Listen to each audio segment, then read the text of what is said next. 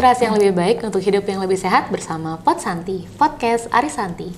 Halo Sobat Arisanti semua, bertemu lagi kita dalam segmen Podcast Arisanti. Dalam segmen kita kali ini, kita akan membahas mengenai Alzheimer disease. Penyakit Alzheimer atau Alzheimer disease merupakan penyakit progresif yang menyebabkan penurunan fungsi pada otak. Pada kondisi ini, penderita Alzheimer akan mengalami penurunan fungsi kognitif seperti berpikir dan berbicara, menurunnya daya ingat, dan juga perubahan perilaku. Mungkin Sobat Arisanti di rumah banyak yang berpikir bahwa penyakit Alzheimer ini banyak diderita oleh pasien usia lanjut. Namun pada beberapa keadaan, kita dapat menemukan penyakit ini pada usia lebih muda, contohnya pada usia 35 tahun. Nah, untuk mengupas lebih lanjut mengenai penyakit Alzheimer, hadir kembali bersama kami, Dr. Anindita, dan narasumber kami yaitu ada Dr. Istri Diah Sintarani, spesialis neurologi. Kita sapa langsung yuk. Selamat sore, Dokter. Selamat sore, Dr. Dita. Iya, bagaimana kabarnya, Dokter? Baik. Iya. Baik, terima kasih ya, Dokter ya, hari ini sudah menyempatkan hadir untuk berbincang-bincang kita dalam podcast kita hari ini. Jadi, Dok, hari ini kita akan membahas mengenai penyakit Alzheimer. Kebetulan di tanggal 21 ini jatuh atau tepat hari Alzheimer Awareness Day, Dokter ya. Jadi kita hari ini akan membahas topik mengenai penyakit Alzheimer untuk mengedukasi sobat-sobat Arisanti di rumah. Okay. Ya. Jadi biar nggak berlama-lama ya, Dokter ya, kita buka diskusi kita aja sore hari ini. Mungkin Dokter Chosinta bisa menjelaskan bagaimana sih penyakit Alzheimer itu, karena ternyata pada beberapa orang awam masih banyak nih, Dok, yang mengira bahwa penyakit Alzheimer ini adalah suatu penyakit kepikunan yang wajar terjadi pada usia lanjut. Silakan, Dokter. Ya, jadi kan mungkin di masyarakat umum memang sering diidentikan kalau udah tua itu biasa tuh pikun ya. Jadi memang sesuai slogan dari Alzheimer itu sendiri, jangan maklum dengan pikun. Nah, jadi kalau bisa memang kita kalau misalkan ada ketemu orang tua atau kerabat oma, opa, kakek, nenek semua segala macam dengan keluhan sering lupa itu segera harus dibawa ke fasilitas kesehatannya untuk segera diperiksakan. Jadi mungkin pada masyarakat awam sering banget dengar apa sih itu Alzheimer atau demensia Alzheimer itu sendiri ya. Jadi di dunia kedokteran itu sendiri Alzheimer itu adalah bagian dari demensia secara umum, di mana demensia itu terbagi menjadi ada beberapa subtipe tuh, ada demensia vaskular, ada demensia Parkinson, dan demensia Alzheimer ini, di mana dari secara studi epidemiologi itu memang yang terbanyak adalah demensia Alzheimer ini yang dikatakan sebesar 60-80%. Ya, jadi banyak ya, Dokter ya, masyarakat kita ternyata mengalami demensia Alzheimer ini sendiri. Betul. Dimana memang demensia Alzheimer itu adalah dikatakan suatu penyakit neurodegeneratif ya, dimana itu umumnya menyerang orang tua, umumnya menyerang individu di atas umur 65 tahun. Namun tidak menutup kemungkinan bisa juga dia mengenai individu dengan usia yang lebih muda. Iya, benar sekali. Karena berapa faktor risiko, Dokter ya, memang dia pada usia-usia yang lebih muda bisa terjadi. Oke, jadi Alzheimer ini memang dia bagian dari demensia, tapi sebenarnya bukan hal wajar yang terjadi, karena kan biasa masyarakat mewajarkan ya, Dokter ya, kalau dia sudah lansia wajar nih pikun, wajar lupa kayak gitu, karena usianya sudah lanjut. Ternyata enggak, sebenarnya ini adalah masalah penurunan fungsi otaknya, Dokter ya. Betul. Oke, Dokter. Nah, sebenarnya Dokter, bagaimana sih Alzheimer ini memberikan efek atau dampak pada otak kita sehingga menimbulkan gejala-gejala tersebut, Dokter? Iya, oke. Jadi memang untuk penyakit demensia Alzheimer ini sendiri kan memang kita gejala klinis yang muncul emang sering lupa-lupa seperti itu. Namun sebetulnya proses patologis yang terjadi itu memang sudah terjadi bertahun-tahun sebelum gejala klinis itu muncul. Nah, misalkan gejala klinisnya baru muncul nih sekarang tahun 2002. Ternyata memang proses yang terjadi di otak itu udah terjadi mungkin 3 atau 5 tahun sebelumnya gitu. Jadi memang mungkin karena gaya hidup yang kurang baik atau beberapa faktor yang mempengaruhi, multifaktor ya, kira-kira terjadi proses patologis di otak yang nantinya akan berkelanjutan sehingga nantinya muncul gejala klinis di otak. Nah, di mana pada penyakit Alzheimer itu kita tahu ada penumpukan plak amiloid seperti itu. Yang dimana kalau pada orang dengan Alzheimer disease itu dia itu sering dia mengenai, kalau kita sebut di dunia kedokteran kan namanya lobus temporal ya, di mana lobus temporal itu memang dominan untuk fungsi memori seperti itu. Jadi memang pada orang dengan demensia Alzheimer itu memang domain yang pertama kali dikeluhkan oleh penderita itu adalah gangguan memori atau gangguan daya ingat. Namun tidak menutup kemungkinan nanti seiring perjalannya waktu nih, nanti kan plaknya juga bisa dia menempati bagian-bagian yang lain di tempat yang mana-mana, sehingga nanti lambat laun seiring perjalanan nanti akan muncul juga gejala-gejala yang lain seperti mungkin gejala visual spasial, ada gangguan berbahasa dan sebagainya gitu. Oke, jadi dia ini artinya kalau kita lihat mungkin bisa lihat tuh kayak dalam otaknya penderita Alzheimer ini ada plak. Ada plak. Ya, sama kayak kalau mungkin penyakit jantung ya ada plak pada pembuluh darahnya, sedangkan ini plak pada otaknya. Betul. Oke, yang mengakibatkan orang itu ada mengalami penurunan fungsi otak. Nah, kenapa mungkin gejalanya itu pertama menurunnya daya ingat? Karena paling sering menyerang pertama ada di temporal ya dokter ya, yang ternyata berfungsi untuk daya ingat. Iya, betul. Jadi kita ternyata waktu dia sudah mulai berprogres di otak justru belum menimbulkan gejala klinis dokter ya. Betul. Jadi memang kita harus aware kalau sudah mulai ada muncul tanda klinis. Gejala lupa. Iya, benar. Nah, kembali dok ke pembahasan kita sebelumnya. Tadi kan kita sempat bahas juga bahwa Alzheimer ini memang banyak terjadi pada usia lanjut atau di atas 65 tahun. Tapi bisa juga terjadi pada usia lebih muda, contohnya usia 35 tahun, seperti itu dokter ya. Karena saya beberapa dengar-dengar di podcast lain atau baca-baca artikel, ada nih yang namanya juga orang-orang muda yang mengalami Alzheimer.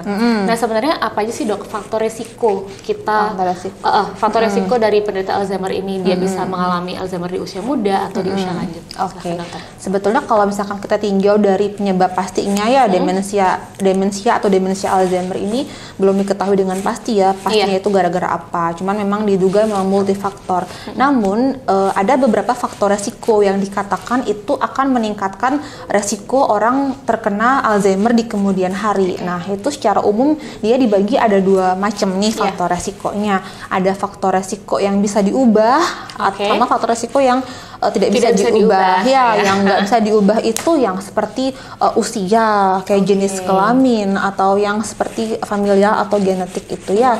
Kalau dari segi usia, otomatis orang dengan pertambahan usia nanti faktor resiko terkena Alzheimer disease di kemudian hari juga dia lebih tinggi ya.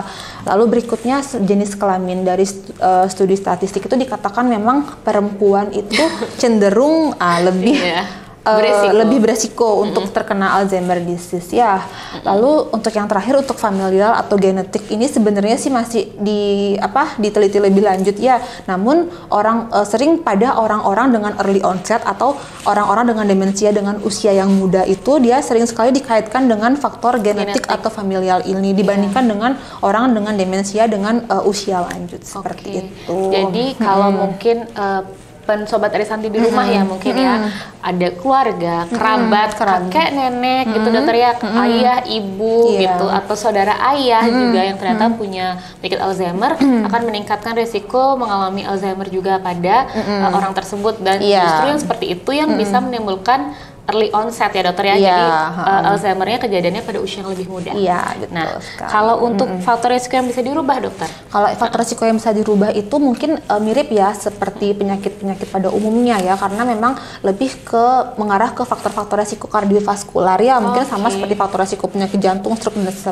dan yang lainnya itu mungkin seperti yang kita harus kontrol hipertensi atau darah tinggi, kontrol kolesterol yang terlalu tinggi, lalu kontrol gula darah juga, dan yang tidak kalah penting adalah pengaturan lifestyle ya, jadi gaya hidup, gimana kita gaya hidup sehat, asupan nutrisi yang baik, istirahat yang baik, lalu tetap lakukan aktivitasnya minimal paling nggak 2-3 kali per minggu seperti itu. Oke, jadi yang bisa dirubah kembali ke lifestyle kita ya, kembali mirip seperti penyakit-penyakit non communicable disease lainnya dokter ya, seperti penyakit jantung, penyakit metabolik itu kan juga lifestyle itu meskipun mungkin orang merasa itu hal yang mudah dilakukan, tapi ternyata pengaruhnya besar sekali untuk kita di usia lanjut mungkin ya. Betul. Mungkin sekarang pokoknya remeh-temeh ya, aku masih muda juga apa gimana, cuman nanti efek nanti kedepannya pada saat kita sudah berusia lanjut itu sangat besar gitu ya. Benar sekali. Jadi mulai sekarang kita harus mulai pelan-pelan meskipun susah ya, tapi memang harus pelan-pelan memperbaiki lifestyle. Nah, sekarang tadi kita udah tahu dokter risk factor atau faktor resiko dari Alzheimer itu sendiri. Nah, bagaimana mungkin kita mendeteksi ini dokter? Misalnya kita lihat nih ada orang kerabat kita deh atau orang tua kita, kayaknya dia mulai lupa nih, mulai sering lupa naruh barang di mana, perilakunya mulai berubah kayak berubah jadi anak-anak gitu kali dokter ya. Gimana kita mendeteksi itu dan bagaimana dokter sendiri mendiagnosis bahwa ini pasiennya memang tegak dengan Alzheimer? Oke, ya. Jadi untuk mendiagnosis atau menegakkan diagnosis dari demensia Alzheimer ini memang ada beberapa tahapan ya. Jadi yang pertama memang dimulai dari screening ya. Jadi kalau misalkan ada pasien atau individu nanti ketemu mungkin sanak saudara dengan keluhan lupa-lupa segala macam itu, segeralah dibawa ke spesialis. Boleh ke spesialis saraf, bisa spesialis penyakit dalam yang bagian geriatri bisa, psikiater juga bisa. Nanti di sana nanti akan dilakukan beberapa wawancara ya. Nanti wawancara nanti menanyakan beberapa fungsi-fungsi intelektual ya. Nanti seperti ingat nggak namanya, mungkin memorinya segala macam, nanti bahasa segala macam. Kita akan lakukan wawancara singkat dengan pasien serta keluarga. Lalu berikutnya adalah dengan pemeriksaan fisik secara umumnya. Nanti pemeriksaan fisik ini akan disesuaikan dengan keadaan klinis pasien ya. Apakah kira-kira perlu pemeriksaan penunjang apa yang kira-kira dibutuhkan. Lalu berikutnya adalah tidak kalah penting di bagian neurologi, terutama untuk menilai fungsi kognitif ini kita ada beberapa tes penapisan. Tes penapisan itu yang kita sebut dengan kalau kita sebut namanya ada beberapa kuesioner, ada namanya MMSE, lalu ada MOCA-INA dan CDT, Clock Drawing Test. Jadi dengan beberapa pemeriksaan itu nanti kita akan tentukan apakah kira-kira nanti tergantung juga dengan tingkat pendidikan nanti. Jadi orang dengan tingkat pendidikan yang tinggi nanti ada skornya sekian, dengan tingkat pendidikan yang lebih rendah nanti skornya sekian, seperti itu. Jadi ada pemeriksaan mini mental state examination itu ya. Di sana nanti dokter spesialis neurologi akan melakukan penapisan. Dari penapisan ini kita bisa tahu akan maju ke pemeriksaan penunjang apa mungkin selanjutnya dokter ya, untuk membuktikan adanya penyakit Alzheimer ini. Nah, ya jadi memang karena gejalanya sangat abu-abu ya dokter ya. Soalnya kan lupa dan pada kalau terjadi pada usia lanjut pasti dianggapnya wajar kayak gitu, padahal mungkin sudah menunjukkan gejala-gejala awal kepada Alzheimer. Apalagi kalau usia muda dok. Nanti kita bilang bahwa kita short term memory loss padahal enggak. Mungkin dokter menarik sekali dokter ya. Nah, jadi memang perlu berapa tahap untuk melakukan diagnosis. Jadi memang sobat Arisanti sebaiknya tidak melakukan self diagnose di rumah dokter. Memang sebaiknya kalau ada gejala segera diperiksakan gitu. Benar sekali. Nah, dokter kita lanjut lagi nih dok. Kemarin saya sempat sedikit membuka website dari ALZI. Jadi ALZI itu kalau nggak salah ada komunitas Alzheimer ya dokter ya di Indonesia. Nah, di sana juga ada sedikit membahas mengenai mild cognitive impairment dokter. Mild cognitive impairment. Sebenarnya apa sih dok hubungan antara MCI atau mild cognitive impairment ini dengan Alzheimer? Dengan Alzheimer ya. Jadi MCI atau mild cognitive impairment itu kita biasa sebut dengan stadium predemensia ya.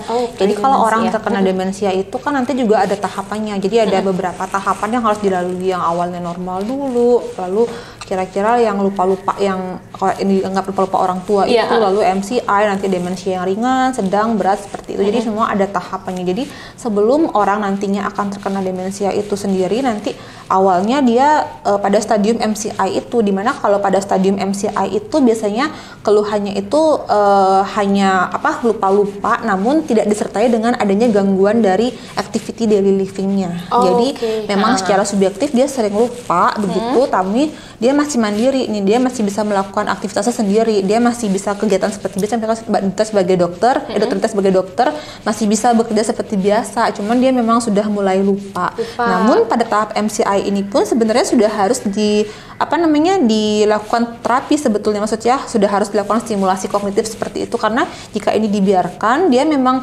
nanti untuk progresivitas nanti kedepannya untuk menjadi ke tahap demensia itu akan lebih cepat. Memang dikatakan memang stadium MCI atau predemensia itu nantinya memang akan masuk ke stage yang fase ke demensia juga. Cuman kalau misalkan memang dari awal sudah terdeteksi lebih cepat, tentunya nanti kita akan memperlambat untuk progresivitasnya pasien ini nanti jatuh ke keadaan demensia seperti itu. Oke dokter. Jadi MCI ini justru lebih ke apa ya dokter ya? Lebih kayak pasien itu lebih bisa aktivitas normal tapi lupa-lupa. Jadi kalau kita kan sebut demensia itu adalah jika ada gangguan dari fungsi intelektual, itu gangguan intelektual, emosional, psikososial, dan disertai dengan gangguan dari activity daily living ini. Kalau misalkan si MCI itu pembedanya adalah dia ada gangguan tapi ADL-nya masih baik gitu. Sementara kalau udah demensia dia gangguan ADL-nya juga udah jelek gitu. Jadi ini justru kalau awareness-nya kurang, kerabatnya mungkin akan lebih mewajarkan bahwa inilah suatu pikun biasa, mungkin kayak sekedar lupa taruh kunci di mana, sekedar lupa nama, sekedar lupa punya jadwal, sekedar lupa sudah makan atau belum, terus diwajarkan ya dok ya, karena ADL-nya baik. Karena ADL-nya masih baik. Padahal sebenarnya pada tahap ini kalau kita lakukan intervensi bisa memberikan output atau keluaran yang lebih bagus, jadi penyakit tidak lebih cepat berkembang, ke arah Alzheimer. Nah, untuk intervensi yang bisa dilakukan dok di tahap MCI ini biasanya berupa apa aja dok? Ada MCI itu ya.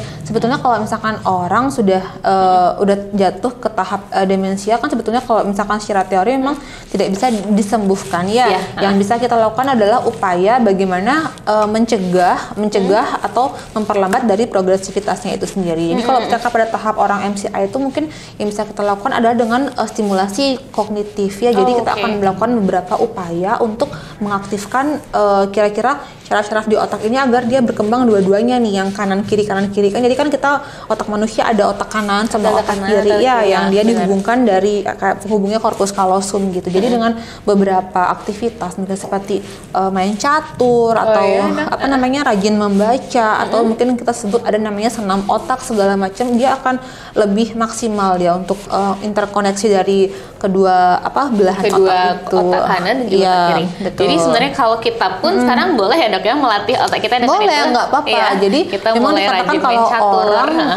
orang yang bagus nih ininya rajin membaca, rajin main catur, pokoknya dia selalu distimulasi nih kognitifnya itu dikatakan memang untuk resiko terjadi demensia di kemudian hari itu tidak setinggi dengan orang yang pada waktu dia mudanya itu dia malas membaca, malas distimulasi begitu. Makanya kita kan dari muda itu dianjurkan untuk rajin membaca, rajin apa itu tujuannya adalah untuk stimulasi itu. Jadi sedentary life-nya ini tidak hanya sebatas pada kegiatan fisik ya dok, tapi juga penggunaan fungsi otak. Betul. Jadi mulai kita melakukan mungkin kayak mengisi TTS dok ya, boleh, benar, pada orang tua, betul. Main catur, membaca sih dokter ya, yang juga memang harus dibudidayakan. Iya betul. Menarik sekali nih dokter tentang mild cognitive impairment yang ternyata memang gejalanya sangat lumrah kita temukan di masyarakat dokter ya. Nah, tadi kan kita sudah membahas mengenai MCI dokter atau mild cognitive impairment. Sekarang kita mungkin bahas sedikit dok tentang gejala atau tanda early stage dok pada pasien-pasien Alzheimer dokter. Pada early stage demensia, Alzheimer demensia ya. Jadi sesuai secara teoritis kan kita tahu kalau Alzheimer disease itu memang dia itu pertama kali domain yang terganggu itu adalah domain memori ya. Jadi memang pada awalnya itu yang sering dikeluhkan oleh keluarga pasien atau kerabat pasien itu adalah pasien ini sering lupa. Dan memang dari tahap yang awal itu yang sering dikeluhkan adalah memori jangka pendek. Jadi recent memory yang gampang-gampang aja, seperti tadi pagi makan apa pasiennya lupa, tadi pagi udah mandi, atau tadi pagi siapa yang antar tuh pasien lupa. Sementara kalau di awal-awal itu yang memori jangka panjangnya dia seperti mungkin dulu sekolah di mana, teman-teman dia masa kecil tuh dia masih ingat gitu. Jadi memang yang kalau pada tahap-tahap awal itu yang sering dikeluhkan adalah gangguan dari recent memory atau memori yang baru gitu. Jadi dia bukan memori lama ya dok ya? Yang lama dia malah ingat yang lama dia. Atau ini kayak yang biasa kita sebut short term memory loss dok. Kadang-kadang kan ada anak-anak dulu karena pernah di film Disney dok, yang ikan itu mengalami short term memory loss. Jadi termnya itu jadi ini banget, jadi terkenal sekali di kalangan anak-anak muda yang kalau kita tiba-tiba lupa hal yang baru diinformasikan, kita bilang kita short term memory loss. Padahal sebenarnya enggak ya dok, itu bukan hal lumrah karena bisa jadi adalah gejala atau tanda awal dari early stage Alzheimer dokter. Jadi memang harus diwaspadai dokter karena ternyata kita bisa lihat nih tanda awalnya bukan lupa terhadap hal yang sudah lama terjadi atau yang sudah lampau terjadi. Awal-awal justru dia masih ingat hal yang lama-lama. Justru pada hal-hal yang recent atau informasi terbaru yang didapatkan. Iya dokter. Sedangkan untuk terapi pada Alzheimer ini aja dok, tadi kan kita bahas bahwa lifestyle itu penting sekali dok ya untuk terapi pada Alzheimer ini. Salah satu yang bisa kita ubah, faktor yang bisa kita ubah. Untuk terapi sendiri, apakah ada diet khusus yang perlu dijalani? Apakah ada exercise yang harus dijalani? Silakan dokter.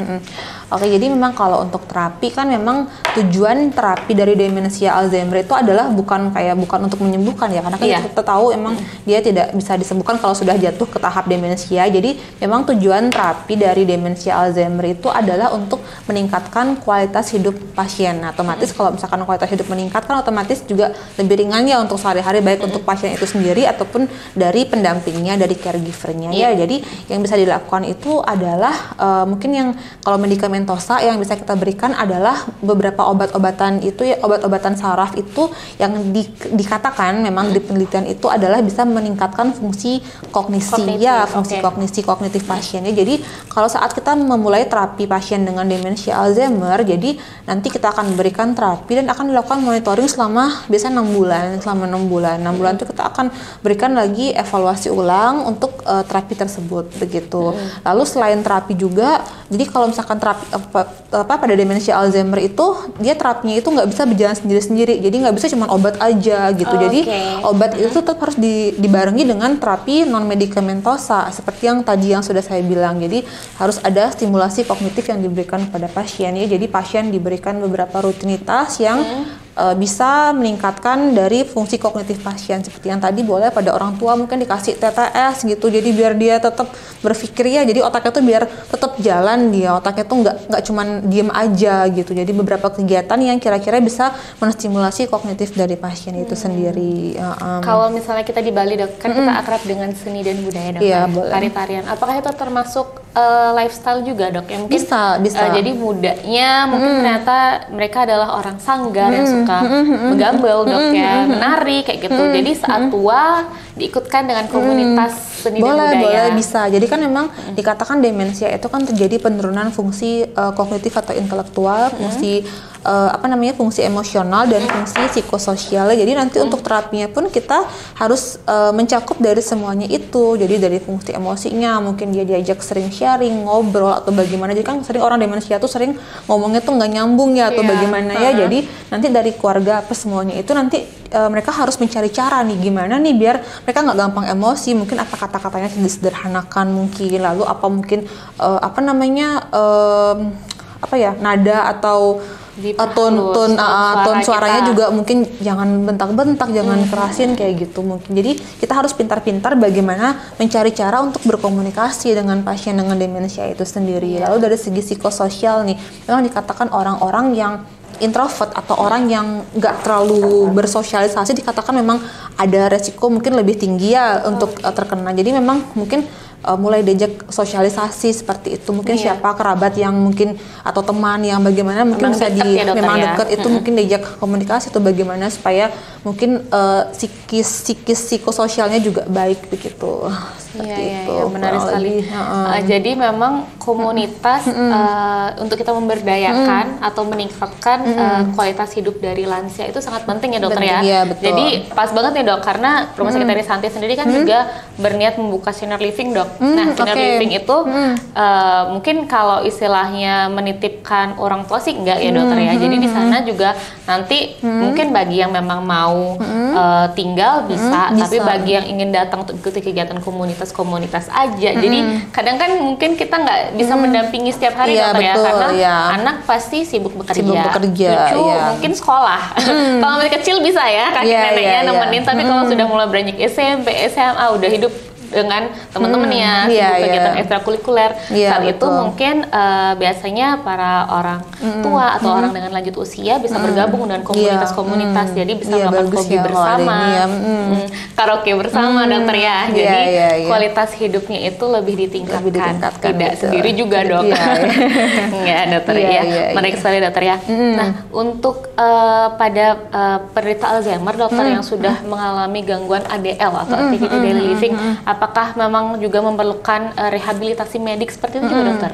Ya, jadi memang kan komplikasi dari demensia itu macam-macam ya. Jadi memang khususnya ini pada yang udah yang severe ya, yang sudah stage akhir itu kan pasien pada akhirnya jatuh ke keadaan yang tirah baring ya atau bedridden ya. Dimana kalau kita tahu kalau pada orang bedridden tuh komplikasinya banyak ya. Benar-benar. Salah satunya mirip kayak komplikasi stroke itu ya. Jadi yang udah istirahat itu salah satunya tuh kayak misalkan terlalu banyak berbaring bisa terjadi nanti lama-kelamaan luka pada punggung atau sering kita sebut dengan ulcus decubitus seperti itu. Terus misalkan kadang-kadang kan juga motoriknya juga terganggu ya, jadi dia jarang digerakkan segala macam, jadinya lama-lama dia kaku, lama-lama kontraktur sakit, sehingga perlu juga harus dengan dukungan dari rehabilitasi supaya dia kan nggak udah demensia, udah dia lupa, motoriknya juga nggak enak, kan tambah sakit dia, jadinya kan terganggu sekali semuanya ya. Minimal kita tidak bisa mengembalikan dia seperti semula, namun kita memaksimalkan atau minimal kita tidak menurunkan fungsi yang sudah ada begitu. Jadi tetap harus dilakukan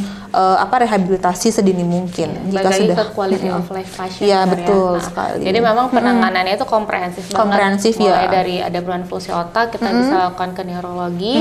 Tapi kalau sudah ada gangguan ADL, activity daily living, atau bahkan berpengaruh ke penyakit-penyakit lainnya, dokter ya. Betul. Ada kolaborasi dengan dokter penyakit dalam, rehab medik, bahkan juga pada psikiatris dan juga psikiatris dokter ya, terutama dari segi mental ya dokter. Betul ya. Jadi kita memang harus berkolaborasi semuanya, nggak bisa kita jalan sendiri-sendiri gitu. Iya, menarik dokter ya. Nah, tadi kan terkait medikamentosa juga sudah dokter jelaskan sedikit. Itu apakah penggunaan obatnya jangka panjang dokter? Dan jenis obatnya itu biasanya pengobatan yang diberikan oleh dokter spesialis apa aja nih itu dokter? Jadi memang untuk pengobatan dari Alzheimer dengan penggunaan obat-obatan atau farmakoterapi ini sebetulnya masih pro kontra. Ada beberapa penelitian yang dikatakan tidak begitu menimbulkan efek, namun ada yang juga yang mengatakan memang paling tidak ada kemajuan lah yang kita nilai dari beberapa evaluasi begitu. Jadi memang obat-obatan itu ada berbagai macam. Nah, di mana nanti obat-obatnya itu ditujukan adalah untuk memaksimalkan dari fungsi otak yang menurun itu. Begitu ada obat-obatnya apa dia yang dipakai nanti mungkin bisa dikonsultasikan ke dokter spesialis ya. Nanti yang penting jika menemukan pasien dengan keluhan sedemikian rupa harus segera dilakukan penanganan lebih lanjut. Ya, jadi karena kan terapi yang diberikan tiap orang tidak sama dokter ya. Betul. Terapinya ada yang tergantung kasusnya gitu. Jadi memang harus dikonsultasikan lebih lanjut. Kita tidak bisa asalkan membelikan obat aja. Jadi bukan kayak yang mungkin keluhan demam gitu langsung beli paracetamol gitu, nggak bisa seperti itu. Iya, benar-benar beda Jadi memang perlu konsultasi lebih lanjut, kolaborasi, dan juga yang terpenting pendampingan dari kerabat, keluarga atau caregiver. Betul sekali. Ngomongin caregiver, tadi dokter juga sempat sedikit membahas tentang bahwa caregiver itu juga harus mencari cara bagaimana komunikasi yang baik, bagaimana memperlakukan yang baik penderita dengan Alzheimer. Nah, mungkin ada dokter sharing sedikit dok, bagaimana sih misalnya kalau kita punya keluarga yang Alzheimer dan kita sebagai caregiver, apa nih dok yang harus kita lakukan step by step atau tahap-tahapnya atau hal-hal penting yang perlu kita note dok? Oke, ya. Jadi memang perawatan atau penanganan pasien dengan demensia itu tidak mudah ya. Jadi apa dikatakan sulit, sangat sulit ya mungkin ya, karena kan apalagi dengan gejala yang sangat-sangat bervariasi seperti itu. Untuk penanganannya pun dia berbeda-beda tergantung dari tahapan demensia itu sendiri. Mungkin kalau misalkan masih di tahap-tahap awal nih, masih dalam tahap-tahapan yang dia masih sekedar cuma lupa-lupa aja, namun dia masih mandiri, mungkin kita sebagai caregiver tugasnya mungkin hanya lebih ke mengingatkan ya. Jadi mungkin ayahnya mungkin lupa naruh sesuatu, kita bantu ingatkan, oh di sini ayah begini atau di sini begitu, seperti itu. Mungkin hanya mengarahkan dan mengingatkan seperti itu kapasitasnya. Namun seiring perjalanan waktu nanti semakin dia progresif kan dia penyakitnya kan kronis progresif nih. Jadi semakin nanti dia sudah masuk ke tahap-tahap yang lebih lanjut kan otomatis dia mulai mulai bingung-bingung nih, mulai misalkan kayak udah terganggu nih visual spasialnya, terganggu segala macamnya, dia udah nggak tahu nih mau masuk ke kamar malah masuk ke ruang tamu, mau ke sini malah dia kabur kemana kayak gitu. Jadi mungkin lebih lebih harus kita perhatikan ya lingkungan sekitar kita. Jadi kita harus dampingi terus-terusan, dan kalau bisa sih kita upayakan untuk rumah itu aman dan nyaman bagi pasien dan bagi pendampingnya. Seperti kan misalkan kalau pada pasien demensia tuh kadang-kadang kan udah ada yang bingung nih, dia nggak tahu nih fungsi pisau buat apa, dia nggak tahu nih fungsi gunting buat apa ya. Jadi kan itu kan berbahaya sekali ya untuk pasien ya, dan pendampingnya juga ya. Jadi kalau bisa pasien-pasien dengan tahap-tahap yang sudah seperti itu, kita jauhkan nih benda-benda yang tidak aman di rumah. Jadi kita usahakan rumah itu dalam kondisi yang aman. Jadi apapun yang kira-kira benda-benda yang berpotensi membahayakan itu kalau bisa sudah disembunyikan atau ditaruh di tempat yang baik gitu. Terus juga sering tuh kejadian tuh orang demensia tuh tiba-tiba kabur tuh, tiba-tiba kayak pergi. Saya juga dapat lihat-lihat di berita dok ya, tiba-tiba ada informasi orang hilang. Maaf, orang hilang itu yang kita takutkan kan dok sebenarnya. Karena kan dia juga udah bingung ya, dia bukan maunya dia, cuman dia emang bawaan dari penyakitnya kan dia udah mulai bingung gitu. Kalau bisa sih rumah itu terkunci dengan aman gitu ya, supaya dia nggak gampang dia nggak ada akses untuk kabur segala macam gitu. Jadi pokoknya kita harus ciptakan lingkungan rumah, lingkungan tempat tinggal itu seaman dan senyaman mungkin gitu ya. Terus kalau misalkan jangan juga dia dibiarkan sendiri ya, karena kan dia tuh nggak tahu bahaya ya, dia kayak mirip kayak anak-anak kecil lagi ya. Jadi misalkan ada lobang, ada got, ada apa, dia tuh nggak tahu itu tuh bahaya, tiba-tiba udah nyemplung aja gitu kan. Jadi resiko fraktur, resiko terluka itu kan juga tinggi seperti itu. Nah, tambah lagi nanti kalau udah masuk ke tahap yang paling parah nih, ke tahap yang tadi yang harus bedridden, harus dia tirah baring, itu lebih susah lagi. Itu dari dia awal dia bangun tidur udah harus kita dampingi nih, dari baru bangun tidur, mandi kita mandikan, kita lap, makan juga kita harus suapi segala macam gitu. Jadi semuanya kita yang 100% kita harus penuhi kebutuhan dia gitu. Jadi kalau misalkan orang dengan pendampingan dengan orang dengan demensia itu jangan ragu-ragu meminta bantuan. Jadi misalkan kalau misalkan kita misalkan saudara sekian orang gitu, ada baiknya diatur jadwalnya. Mungkin hari ini saya, hari ini kamu, hari ini siapa gitu. Jadi kan biar nggak stres ya. Jadi udah mendampingi sendiri itu pasti stres banget kan. Jadi kita harus atur jadwal dengan kerabat lain juga untuk sama-sama membantu seperti itu. Namun jika tidak memungkinkan, jangan ragu untuk mencari bantuan medis. Kan banyak ya seperti perawat home care dokter perawat itu home sudah care, banyak banget. Iya, fisioterapi segala macam. Jadi tetap harus meminta bantuan orang lain. Jadi jangan pernah memaksakan diri pokoknya. Karena kan kalau misalkan yang jaga aja udah nggak sehat secara fisik dan mental, bagaimana kita menjaga orang yang dengan penyakit demensia Alzheimer ini sendiri gitu. Karena dikatakan juga di luar negeri dikatakan banyak banget katanya malah pendampingnya yang stres duluan gitu. Jatuhnya mental health-nya terganggu dokter ya, karena kan pasti sangat menyita waktunya. Itu pertama satu dok ya. Tenaga ketiga pasti biaya. Biaya.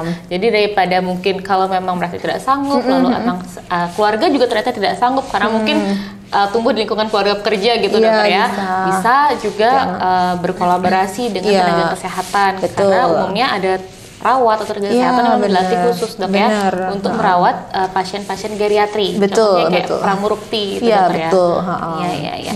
Jadi memang kita perlu berkolaborasi, tidak berjalan sendiri-sendiri, dan yang pastinya tentunya tidak meninggalkan pasien dengan Alzheimer, karena yang terpenting meskipun penyakit ini tidak dapat disembuhkan, tapi meningkatkan kualitas hidup dari penderita itu sangat penting untuk kita lakukan. Sekali. Apalagi zaman udah canggih ya sekarang. Di mana-mana udah ada perkumpulan-perkumpulan seperti tadi ya dokter Dita juga bilang kan ada namanya Alzi ya. Alzi itu komunitasnya yang pernah saya lihat juga di Bali. Betul. Jadi memang harus banyak bertanya ya. Jadi apalagi sama yang mengalami keluhan ini serupa ya. Jadi sama-sama mempunyai ini kan lebih enak ya kalau kita sharing nih, kamu gimana nih, ayah kamu bagaimana nih, ayah saya bagaimana nih, kan jadi bisa sama-sama sharing ya. Jadi lebih enak jadi untuk menangani, nggak stres sendiri, jadi kayak saya ada temen nih, nggak sendiri nih saya gitu. Jadi kayak support system ya dok ya. Iya benar banget ya, karena kalau sendiri pasti stres. Kayak kita punya bayi aja kan awal-awal pasti stres karena lingkungan baru segala macam, apalagi ini yang yang lebih tua kan, jadi kan lebih apalagi yang separuh masih bagus tenaganya, tapi separuh juga udah nggak bisa ngapa-ngapain. Jadi tenaga yang kita butuhkan untuk merawat itu lebih besar dibandingkan anak-anak mungkin dok ya, karena kan bobotnya juga pasti lebih besar juga. Iya, benar sekali. Menarik sekali dokter pembahasan kita hari ini dok, karena mungkin ini yang masyarakat perlu tahu bahwa penderita Alzheimer itu atau kepikunan pada usia tua itu bukan hal yang patut diwajarkan. Jadi kita harus mulai nih melawan pikun.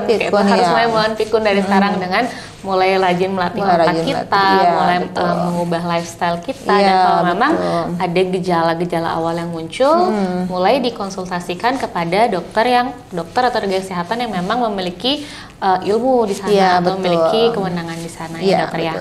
Oke, lengkap sekali nih dok penjelasan dari Dr. Sinta hari ini. Jadi bagi sobat Arisanti yang hari ini menonton podcast kami dan merasa ada kerabat, keluarga, atau bahkan sobat Arisanti sendiri yang ternyata membutuhkan konsultasi lebih lanjut mengenai penyakit Alzheimer, dapat melakukan konsultasi langsung dengan dokter spesialis neurologi nih kalau hari ini tamu undangan saya ya dokter dapat melakukan konsultasi di Rumah Sakit Arisanti, bisa melakukan pendaftaran langsung di admisi kami, atau dapat juga melalui WhatsApp reservasi online kami di nomor 089 70 477 534.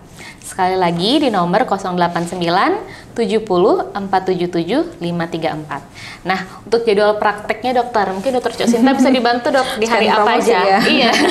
Jadi sobat Arisanti pasti kan ada yang tertarik nih sama pembahasan kita hari ini. Mungkin dia mau konsultasi terkait orang tuanya atau kerabatnya. Silakan dokter. Ya, jadi saya praktek di sini hari Senin, hari Rabu, hari Kamis, dan Jumat. Untuk jamnya itu jam 6 sampai jam 9 malam. Oke, lumayan sering ya dokter ya. Dan jamnya juga lumayan mudah ditemui karena sudah jam-jam pulang kerja. Iya benar. Jadi itu dia sobat Arisanti jadwal praktek Dr. Cok Sinta di Rumah Sakit Arisanti yang lumayan sangat mudah untuk ditemui. Jadi untuk sobat Arisanti yang ingin bertanya seputar masalah kesehatan apapun, mungkin kalau belum sempat berkonsultasi ke rumah sakit, juga jangan ragu untuk mengirimkan pesan pada direct message Instagram kami di @arisanti_hospital atau pada messenger Facebook kami di Arisanti Hospital. Nah, sobat Arisanti jangan lewatkan juga informasi kesehatan dan kegiatan-kegiatan kami dengan selalu memfollow sosial media kami di Instagram, Facebook, TikTok, Arisanti_hospital. Kita punya TikTok juga nih. Dan juga jangan lupa kalau untuk sobat Arisanti mau nonton podcast kami atau video-video menarik kami lainnya, subscribe juga channel YouTube kita dan nyalakan lonceng notifikasinya. Sekali lagi makasih banyak dokter. Sama-sama. Diskusi kita hari ini menarik sekali, tapi memang kalau sobat Arisanti mau berkonsultasi lebih lanjut, lebih baik ketemu langsung ya dokter ya. Untuk berkonsultasi lebih lanjut kepada dokter. Bisa di sini, bisa juga mungkin tanya melalui direct message dulu, nanti kami teruskan ke Dr. Cok Sinta. Nah, bagi sobat Arisanti yang menonton podcast ini, jangan lupa sebarkan informasi ini karena sharing is caring. Semakin banyak yang teredukasi, tentunya semakin banyak yang tertolong.